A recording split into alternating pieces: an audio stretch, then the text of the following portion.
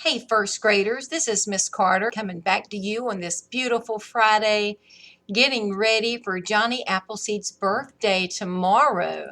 We're going to read a story titled Johnny Appleseed, My Story, and it is written by David Harrison and illustrated by Mike Winata. Two words you're going to see in here are invited. Can you say invited? When you invite someone, you are including them in an event. You can invite them to a birthday party. So maybe you can think back to a time when you were invited to something. I think Johnny Appleseed's going to be invited somewhere. Also, you're going to see the word mountains. Can you say mountains? A mountain is a type of landform. It is where you see giant hills, and the mountain will have a peak, and down at the bottom there's a valley. You may see mountains in this story. Let's get started.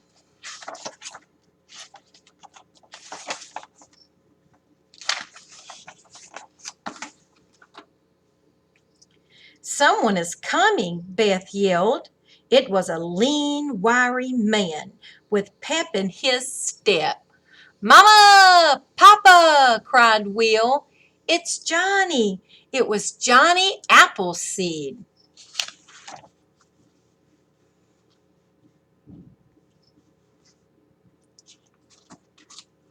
Papa stopped chopping wood.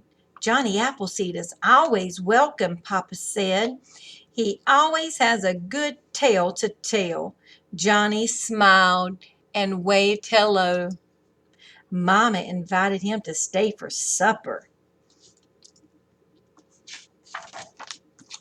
Beth and Will were so excited. They jumped up and down. Tell us a story, they begged. Johnny scratched his chin. His eyes were kind. You children are growing like tree sprouts, he said. I will tell you a story after I help your papa chop wood. Johnny was good with an axe. He chopped and chopped. At dinner, Johnny ate all he could. He told Mama, I walked 20 miles to get here. Your pie was worth every step. He winked at Beth and Will. Now for a story, he said.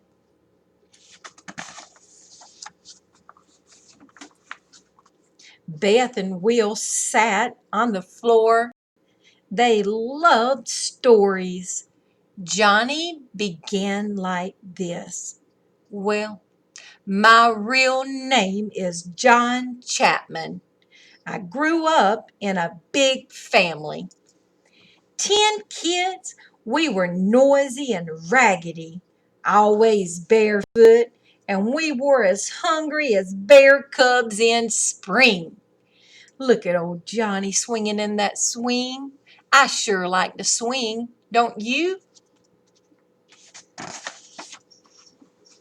To be by myself, I would head for the woods. I knew the trees and rivers for miles. More and more, the woods felt like home. See the little red bird flying? After school, I worked to help my family. But when I was old enough, I set out on my own. I packed up my gun and my hatchet. I left Massachusetts, walking west on my bare feet. See the mountains in the background? Right in here? Soon I came to a cider mill.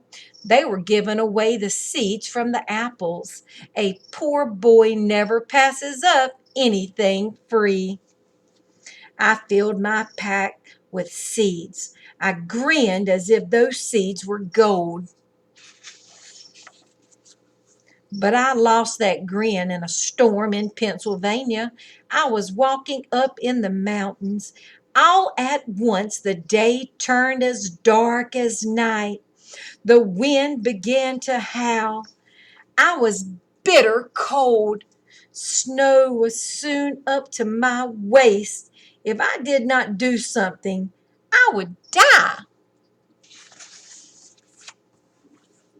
I made up my mind. No storm was going to be the end of me. I ripped strips from my coat to wrap my bare feet.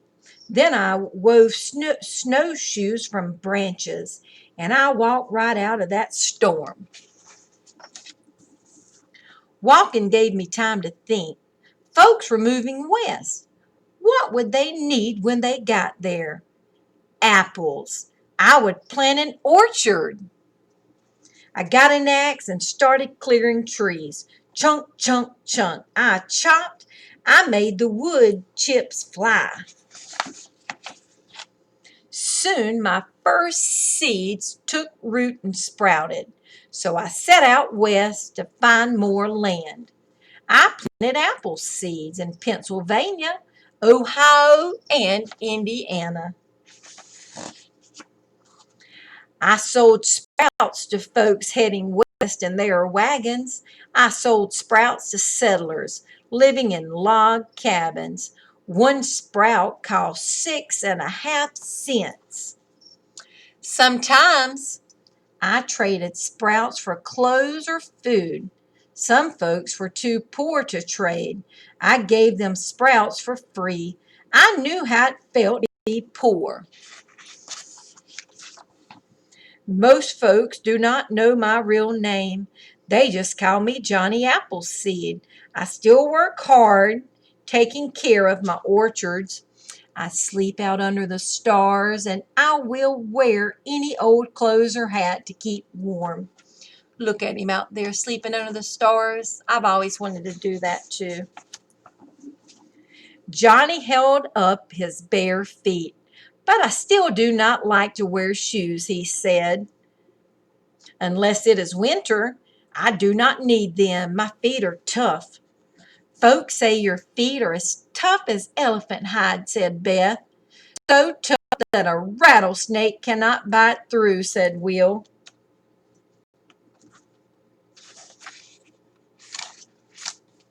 Johnny laughed. There are more stories about me than fleas on a dog. Folks say that I can leap over icy rivers or melt ice with my bare feet. Folks say I once met a band of men who wanted to fight me. I talked them into a chopping contest instead. Of course, I won, and I tricked those rascals into helping me clear land for a new orchard. Then there are bear stories. People say bears trust old Johnny Appleseed. Mama bears do not mind if I wrestle with their cubs. Others say I sleep with bears to keep warm on winter nights. Ugh, have you ever smelled a bear's breath? Ooh-wee, I bet that smells strange, don't you think? But one thing is for sure, I know a lot of Indians. Many are my friends. They have taught me their languages and how to hunt for food and how to make canoes out of hollow logs. See this canoe? There's that Indian helping him. You know, a lot of people now prefer that you call them Native Americans. And that's because they were the true first Americans. They were here first. Will yawned. Beth was half asleep. Johnny stood up. Time for you two to go to bed, he said. Time for me to keep walking. There is always more planning to be done. Beth and Will hugged Johnny. Next time you visit, you will have more stories to tell us, Will said. And more wood to chop, said Johnny. And more of Mama's pie to eat, Beth giggled. Papa smiled at Johnny. You look like a happy man, Papa said. Johnny smiled too.